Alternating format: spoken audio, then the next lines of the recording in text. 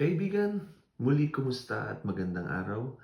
Ngayon po ang ating pong episode ay pag-uusapan po natin yung buhay paglilingkod. Pamamagatan po natin siyang huwag ipagpalit sa kakarampot. Alam niyo po ba sa paglilingkod, sobra naman po talagang masaya na andun yung malilimutan mo yung problema, mararamdaman mo yung kapayapaan, masarap yung tulog, yun ay danas na po natin, alam po natin yun. Pero alam niyo po ba, sa buhay paglilingkod sa kabilang banda, of course, yung ilan po sa atin, or marahil ang karamihan sa atin, na andun po talagang nararanasan yung tinatawag na trials, circumstances. Kaya po ngayong araw na to, pag-uusapan po natin yung mga mangilan-ngilan, mga hadlang, kung bakit yung ilan po sa atin, hat na hat sa pananampalataya. But at the end of the day, hindi na po sila nakita sa gawain. Or mahal na mahal nila ang Panginoon. Subalit, dumating po sa punto ng buhay nila na nahihirapan po sila na magtuloy-tuloy sa buhay paglilingkod. Alam niyo po ba, marami pong hadlang talaga. At nawa sa kakarampot na to, na mga offer ng mundo ay wag na wag po natin ipagpalit. Unang-una, sa mga trabaho po natin, no? 7 days, 24 hours. Atin po yung trabaho, atin po yung ating buhay. Gagagawa mo lahat. Pero yung linggo naman, para sa Panginoon po yan. Ibigay po natin yung kahit 2 oras, 3 oras. Ano pa po ang mga pwedeng mga offer ng mundo? Yun pong mga overtime na kahit linggo, kailangan mong pasukan talaga na mula Lunes hanggang Sabado, pinasukan mo na. Yung linggo na para sa Lord, para din manorish yung ating mga katawang espiritual.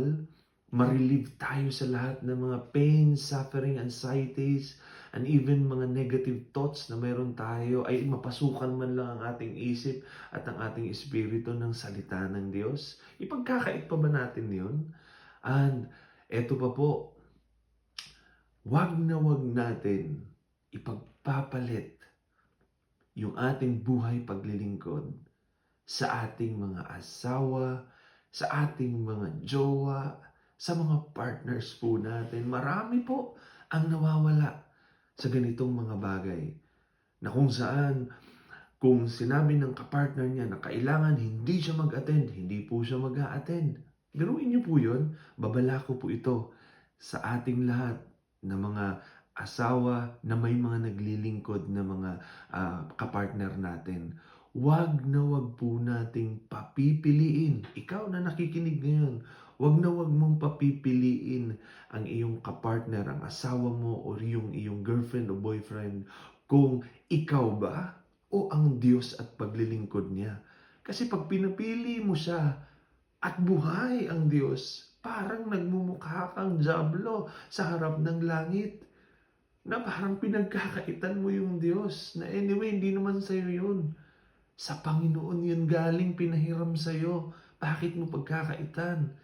Kaya kung ikaw na nakikinig ngayon, silos na silos ka sa pananampalataya ng asawa mo or partner mo, well, magpasalamat ka.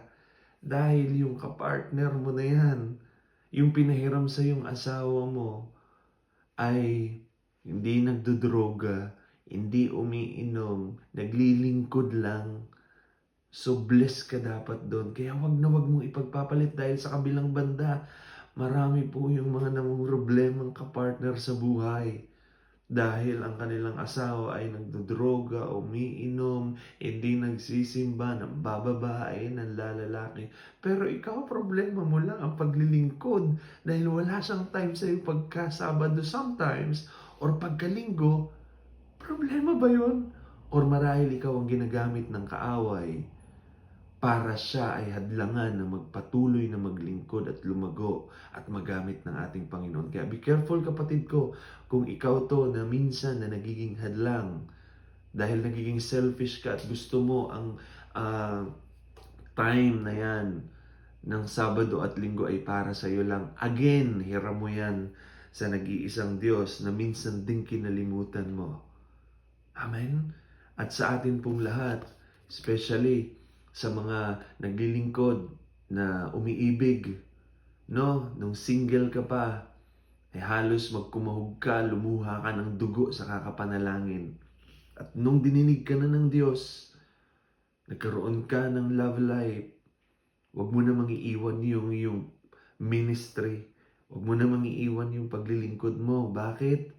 Sa kakarampot pa lang na pagkatitiwala ng Diyos, hindi ka na nagtagumpay. Bakit ka pa bibigyan ng mas matinding mga biyaya kung dyan pa lang sa love life mo ay hindi ka na magtatagumpay. Dapat nga, pag mayroon kang love life, mas lalago kayong dalawa at magiging magkasama kayo na maglilingkod ng mas matindi kaysa sa nung single ka. Dapat yun ang pakatatandaan mo.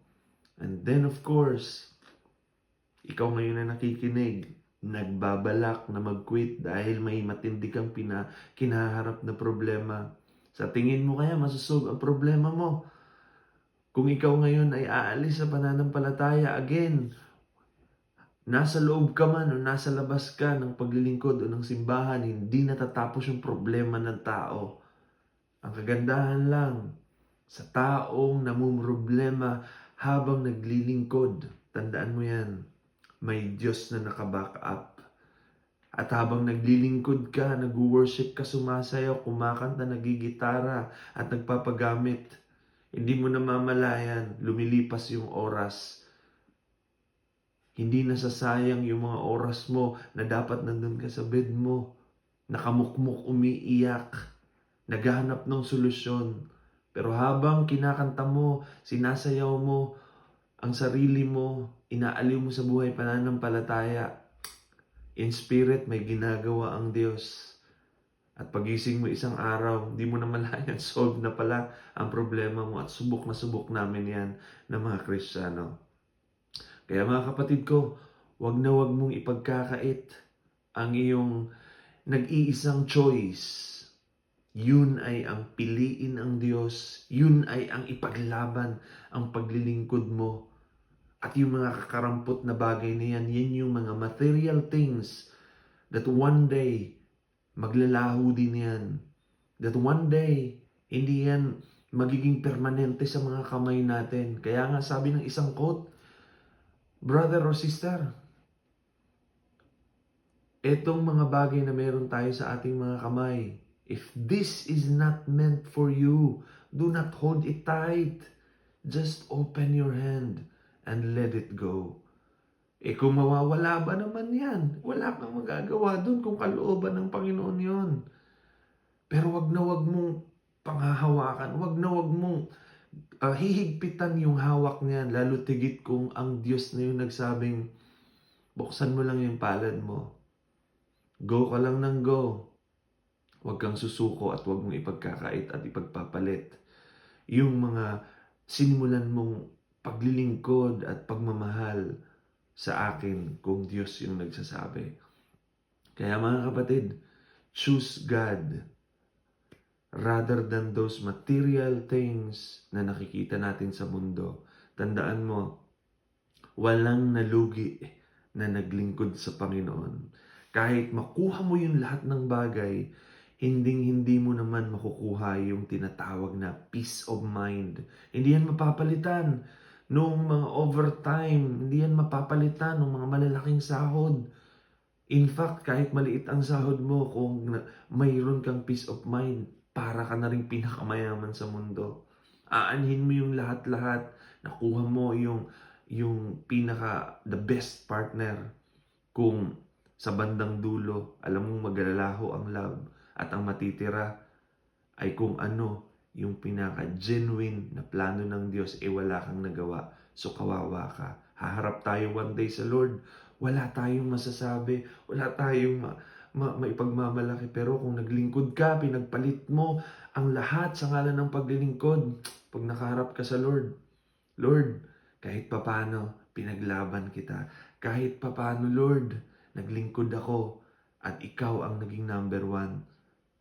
Nung ako ay binigyan mo pa ng buhay at chance. Kaya kapatid ko, habang may chance pa, choose God. Choose God.